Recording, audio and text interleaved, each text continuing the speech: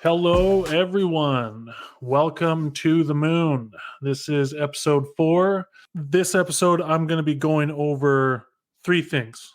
I'll be going over how Bitcoin acts as money. I'll be going over how it compares to government money. And I'll be going over why we see big bubbles in price. Basically, why the price has acted the way it has acted since Bitcoin's inception.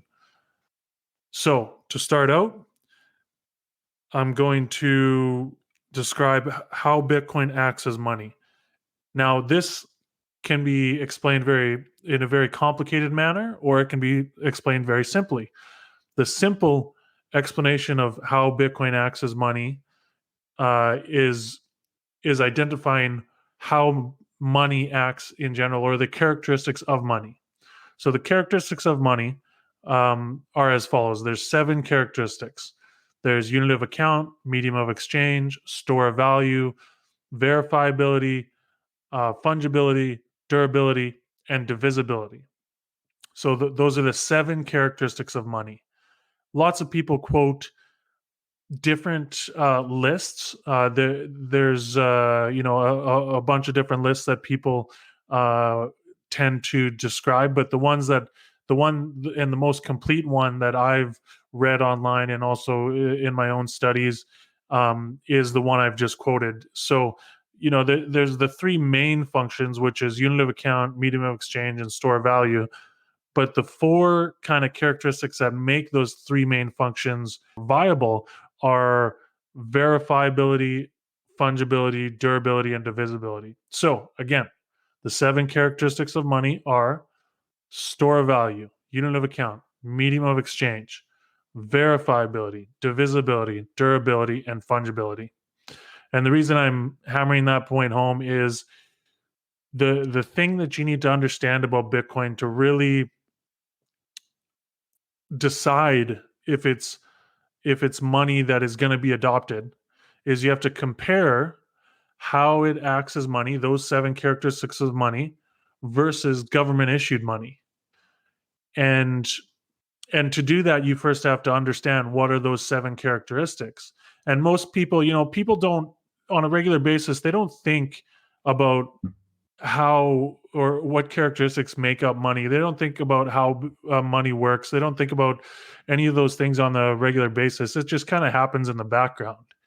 But when you really analyze money, and for you to really have a level of comfort when you eventually buy Bitcoin and store your savings in Bitcoin and start basing your financial life off of Bitcoin, then it's really important to be like, what are you buying? Like, are you actually buying something that is fundamentally better than government issued money? And I'm going to quickly as possible, go over how Bitcoin is better at all 7 characteristics, especially store of value. I'll go over that one.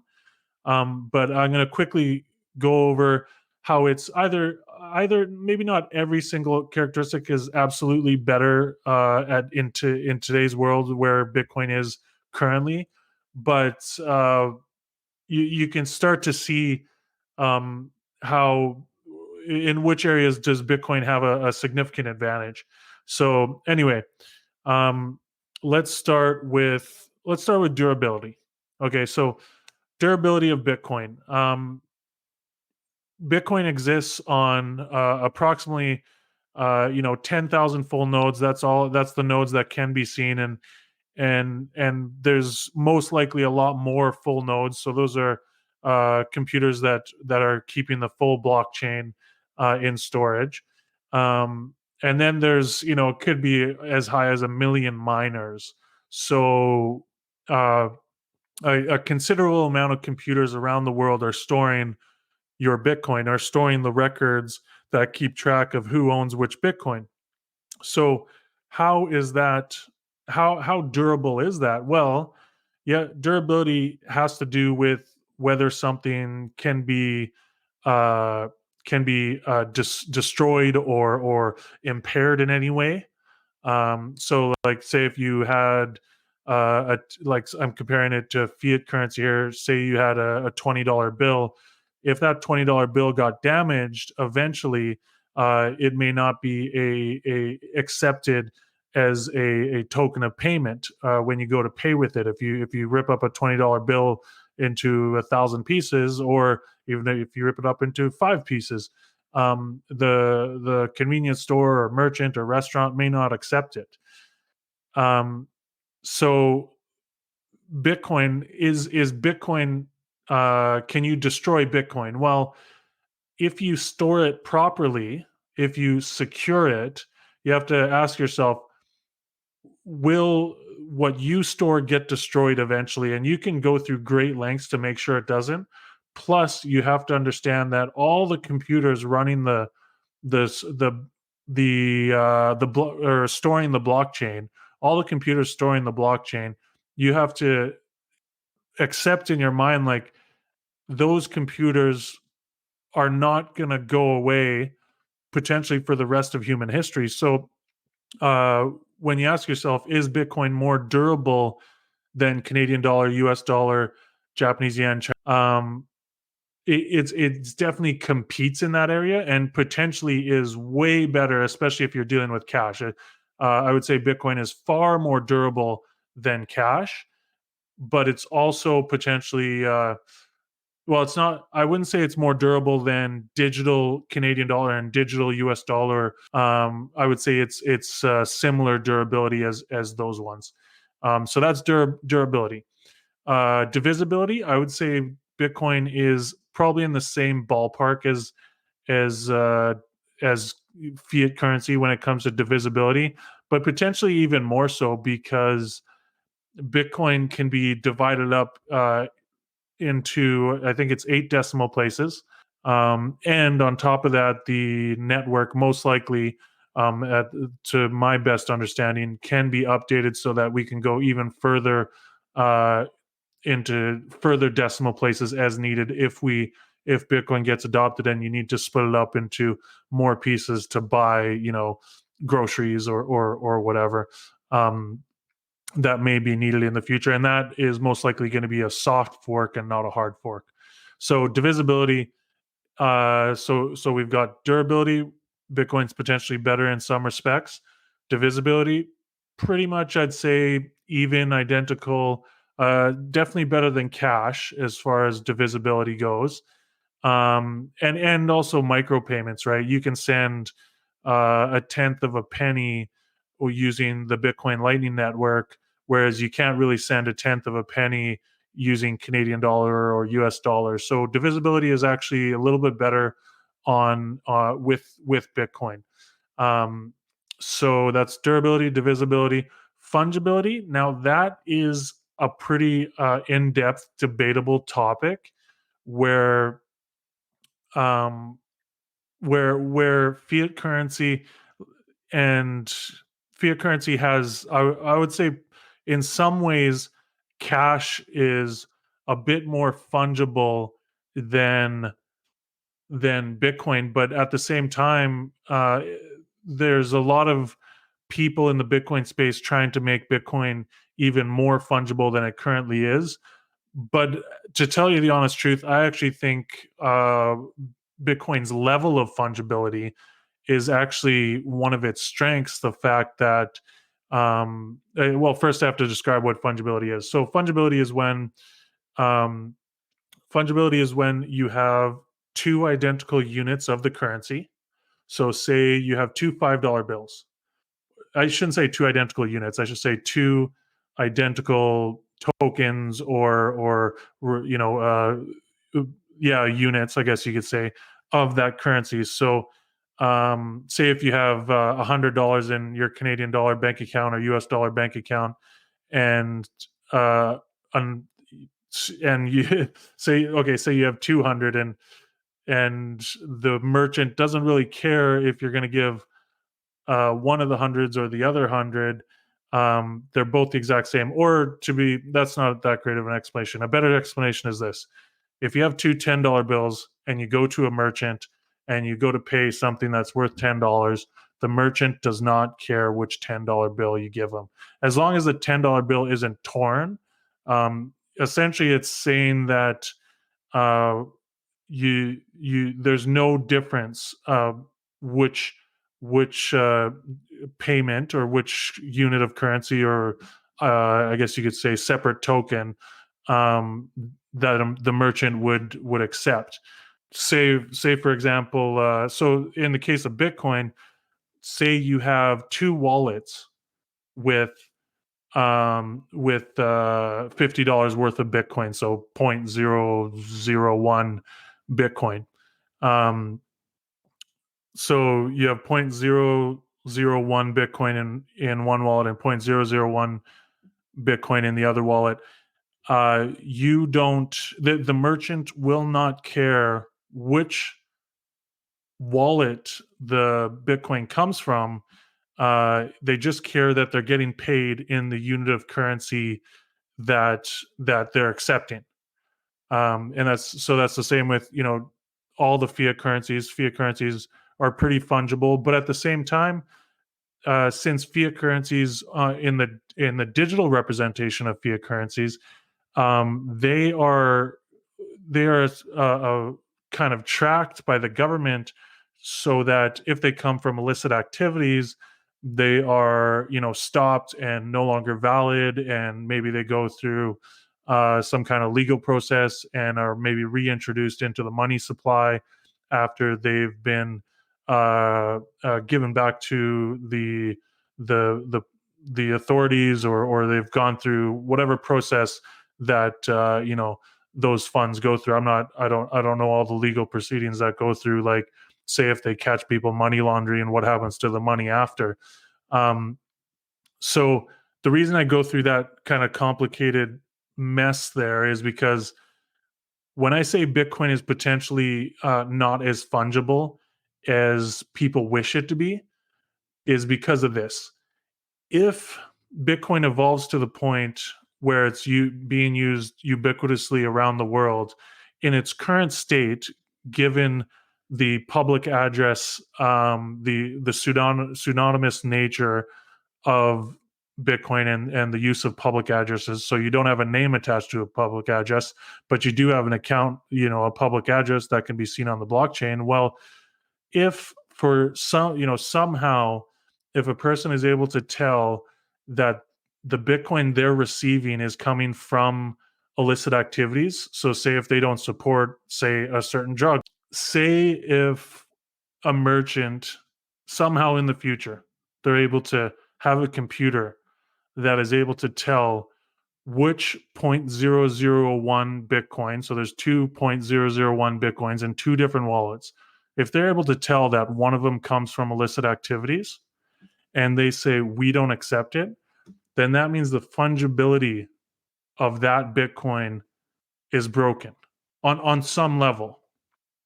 Now, somebody else may accept that Bitcoin and honor honor that money, but it's still in some places of the market would be not, like, it wouldn't be as good of a fungible token. So again, if you have a situation where you have 2.001 Bitcoin and the person doesn't care where they come from, well, in that case, the fungibility of Bitcoin is okay. So that, if you want to learn more about fungibility, I don't want to go on too long about that. But if you want to learn more about it, I definitely recommend Googling it, because it is one of the most contentious issues in Bitcoin. But anyway, back to the 7 characteristics of money. So we covered divisibility, we covered durability, we covered fungibility. We Verifiability is pretty simple. It's basically, can you, as a person who's accepting the money, whatever type of money it is, can you verify that it is authentic and true? Basically, say the US dollar, people try to counterfeit it. Well, if the counterfeit methods work and they're able to counterfeit the US dollar, and go out and spend it, then it's not very verifiable that you're accepting a true US dollar. But technology has progressed, and that battle has continued on and on and on. Especially, say, for example, the Canadian dollar. They've done a lot of work in advancing the actual printing of Canadian dollar, like where the Canadian dollar supply that comes from the Bank of Canada, um, that Canadian dollar, I think it's a form of plastic now. There's a lot of markings on it that help verify its authenticity. So it's fairly verifiable, but there's still probably people trying to counterfeit it. Now, the good news with Bitcoin is extremely verifiable. Extremely. When you accept Bitcoin, um, you're accepting a transaction that 10,000 full nodes around the world have all received, and once it's put into a block on the blockchain, with 100% certainty that's an authentic Bitcoin, or that's authentic 0.001 Bitcoin, or however much Bitcoin you receive. It's authentic. So Bitcoin is way more verifiable than pretty much any money that has ever existed. I'm just, as I speak about this now, I'm starting to realize that. Okay, so the next thing is like the last three. So unit of account, medium of exchange, and store of value. So unit of account is Bitcoin is not a unit of account yet. It can be but because of its volatility, people still price things in Canadian dollar, US dollar, and whatnot. Um, but basically, unit account just means, when you go buy a Red Bull, the Red Bull costs $4 in Canadian dollar. That means the Canadian dollar is being used as the unit of account, because that's what you're measuring that the cost of that good is. You can obviously have your computer or cell phone automatically convert that unit of account to Bitcoin. So Bitcoin can essentially be used as the unit of account. But when it comes to keeping track of all those transactions, when you're a business and you do your accounting, and you take in your revenues and your costs, and then you calculate your cost of goods sold, and then your selling, general administration, and then your research and development, and so on, and then you subtract your expenses and you get your net income, and all those things on the accounting statements. They're going to be, in today's world, are going to be in Canadian dollar and US dollar and Japanese yen, which means the unit of account is still fiat currency. But someday in the future, once accounting firms start doing financial statements in Bitcoin, which should be a very long time from now, I don't think that'll be anytime soon, but that will be when Bitcoin is used as a unit of account. So that's unit of account. Medium of exchange is pretty simple. Um, I would say cash. Medium exchange just means it's the method you use to pass one unit of currency to another, and uh, Canadian dollar is the primary or say in Canada, it's the primary medium of exchange. In US, the US dollar is. Um, Now, more and more Bitcoin is being used as a medium of exchange. But the thing to measure here is how convenient and quick and seamless is it to use a currency as a medium of exchange. So when you give a unit of currency to another person for payment of goods and services, with Bitcoin still probably needs a little bit of user experience, and uh, needs a little bit of UX design work to be seamless. The Lightning Network is something that's being worked on, and once it's once all the kinks are ironed out, many people hope that that'll make Bitcoin a very seamless experience as far as a medium of exchange. But one of the easiest medium of exchange experiences is cash still. But then again, cash, the person accepting the currency still needs to give you change, which is one extra step. If you use a debit or credit card, then they don't need to give you change, but then there's still pretty high fees. If Bitcoin gets as seamless as debit and credit card, and there's low fees on the Lightning Network, then Bitcoin would become a very convenient medium of exchange and seamless experience. So finally, the last characteristic that I want to talk about is store of value. And I guess let's go back. Let's just say, as a summary of the first six characteristics that I've gone over.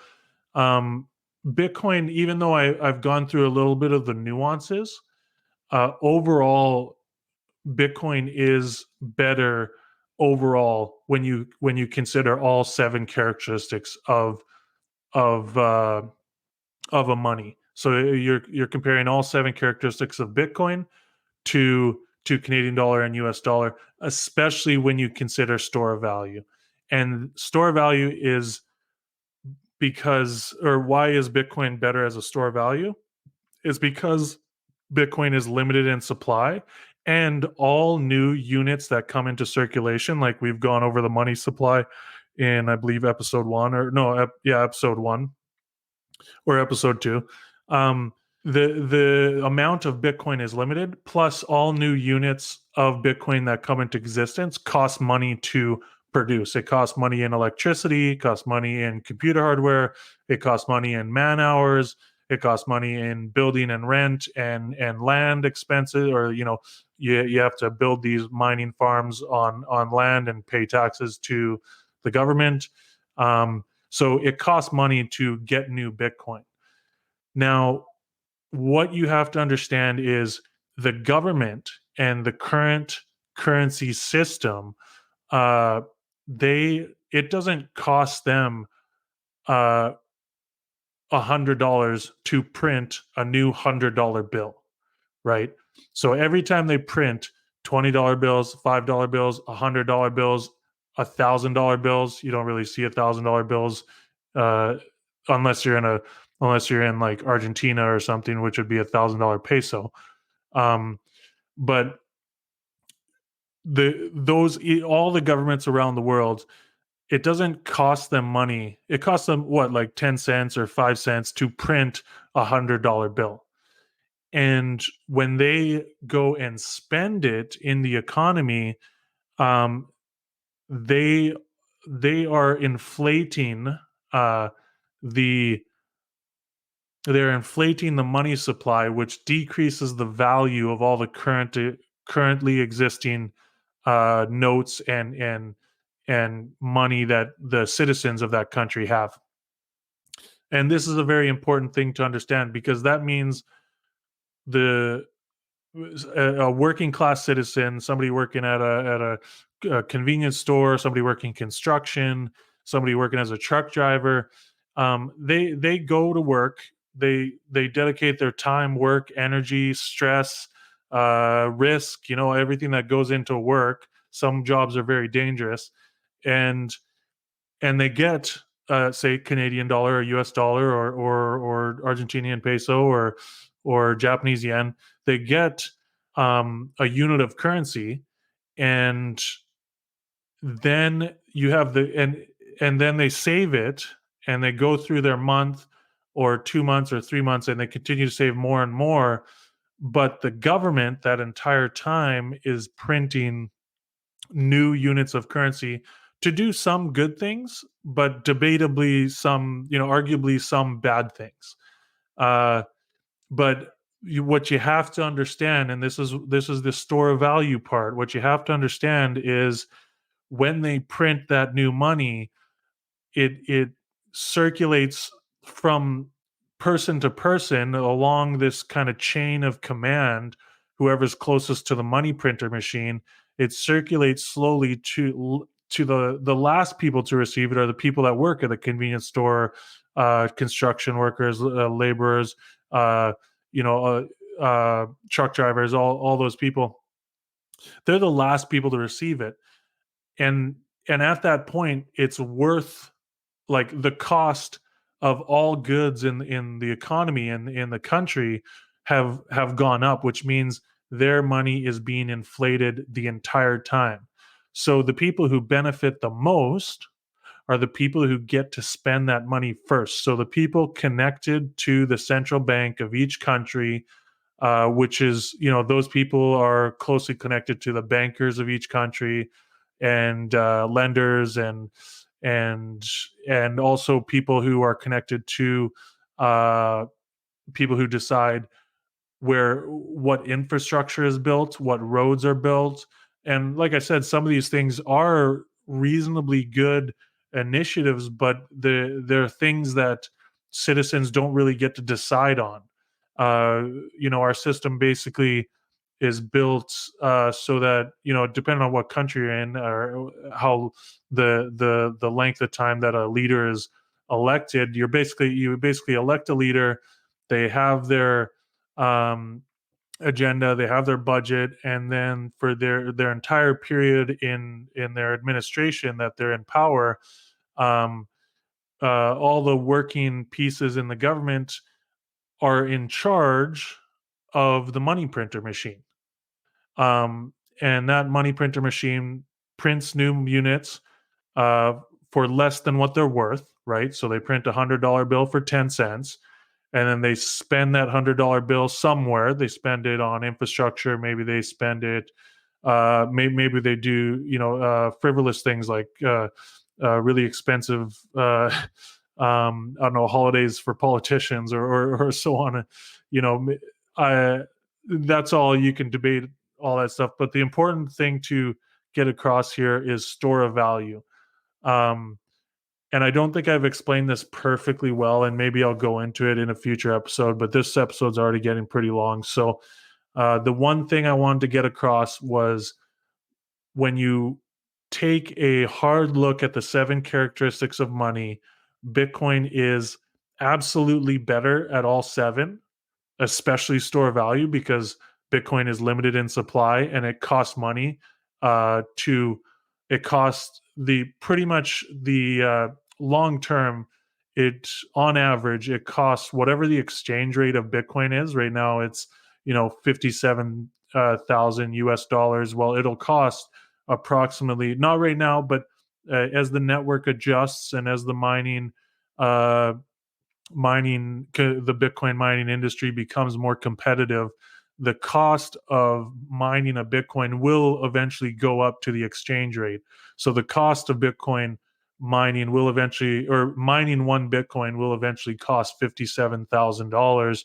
I don't think it costs that much right now because the price is obviously increasing very rapidly right now. So it's obviously an exciting time in the Bitcoin world, uh, but long term, there's nobody printing cheap Bitcoin, right? Nobody gets Bitcoin for cheap. They have to take risk. They have to work. They have to. You absolutely have to sacrifice something, whether it's time, energy, work, for the Bitcoin that you get, and that is unique to versus the government issue currency, fiat currency, because when they make new units of currency, they print $100 bill for 10 cents.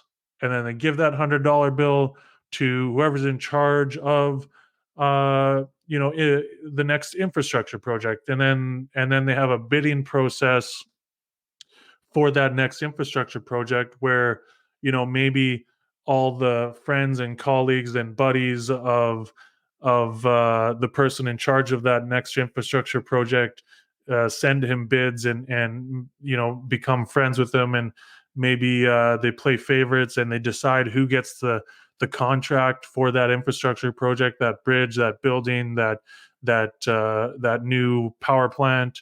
um, there's obviously systems in place to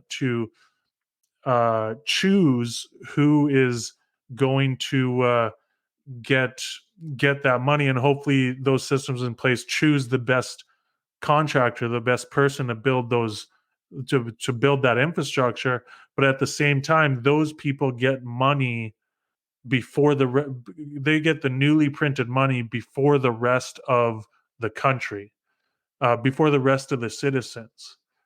So it's basically, you could think of it like this: it's a battle to be the first person, it's a battle to be closer to the money printer machine career wise, and then you have a somewhat easier time earning income, and then maybe your life gets a little bit easier, and because because you're getting to spend money uh, before prices rise on various assets or goods and services.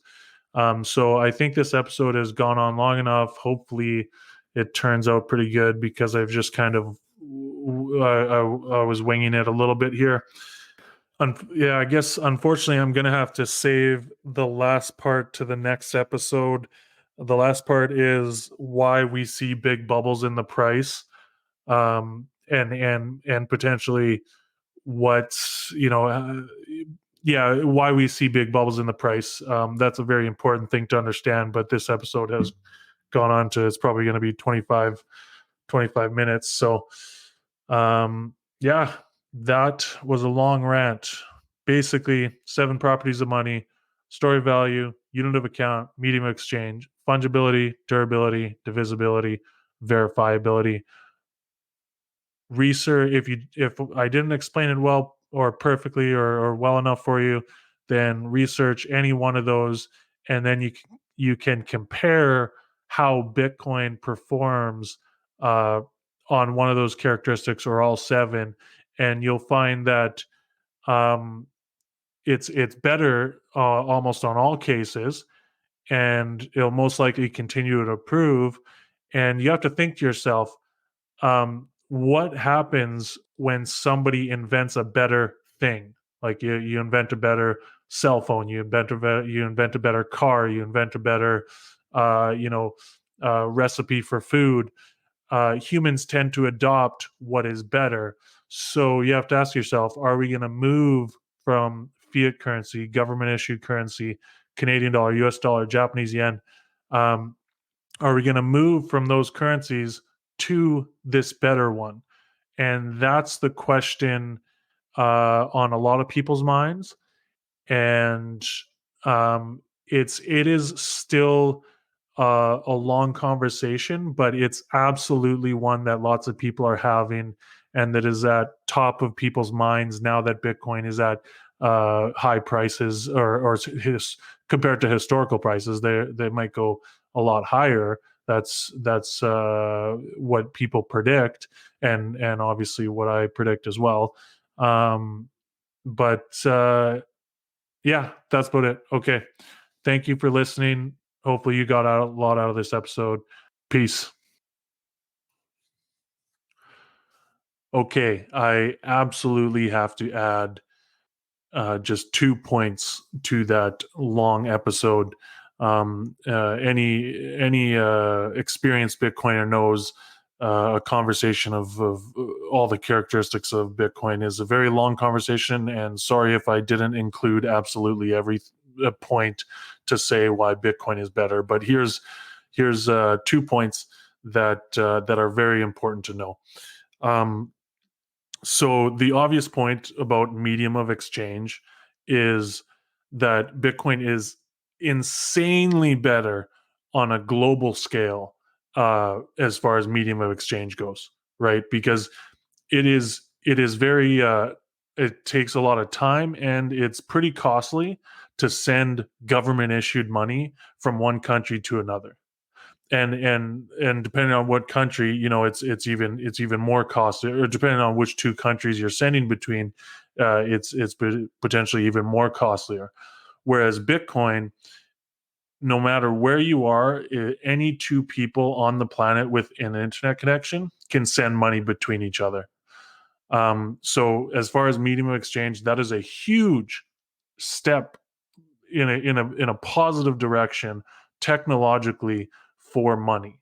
That it can't be overstated that is going to have a huge amount of ramifications for business worldwide in the future, because of the fact that now we can send money between two people all over the planet, or between two organizations, or business to person, or person to business, or business to business. We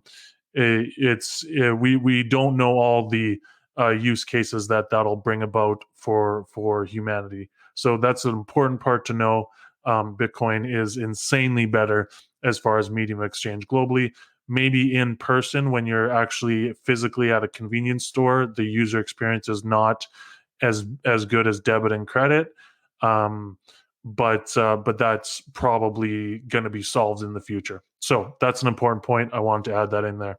The second point is about fungibility, and when does when does illicit activities, quote unquote illicit activities, ruin fungibility. Now, the thing you have to understand is, in the future, in the current legal system of today, illicit activities is decided by government. But maybe in the future there might be some sort of societal backlash, or backlash from citizens towards government, depending on certain decisions, to see who decides what is preferred use, or like preferred use of money. How do I put this simply? Say you're a person who disagrees with a specific prescription drug, and that prescription drug is legalized by the government, and you disagree with you absolutely disagree with its use. You absolutely disagree with its validity. You disagree with the research, all that stuff. Well, say if you run a convenience store, or if you run a food services businesses, or food service business, um, you have the ability, when it's Bitcoin related, or when the transaction is done over Bitcoin, to potentially in the future track whether or not that Bitcoin you're receiving comes from the prescription drug that you disagree with.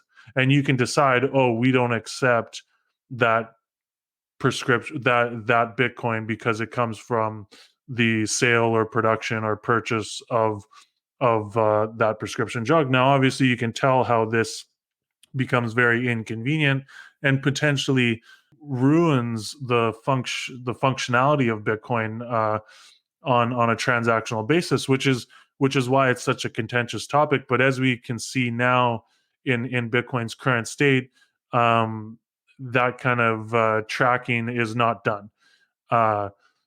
But it may develop and mold and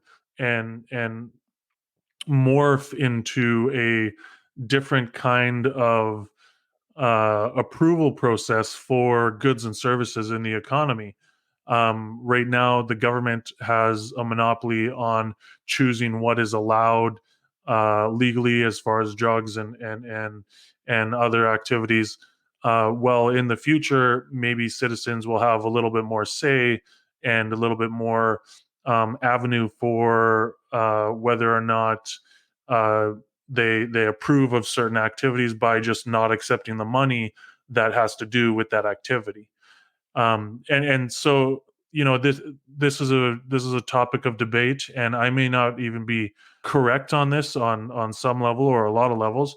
I would love if anybody wants to comment on one of my YouTube videos, and say, or point me in a direction of a person who does have a good explanation for this subject and how it'll pan out. What will be the result of this, of Bitcoin pseudonymous nature? Then I'd be very interested in talking to that person, because this is a very important part of Bitcoin's development, how it will perform on a fungible basis as a currency. So yeah, I just wanted to get those 2 points out there because they're very important. And yeah, hopefully you like that. Peace.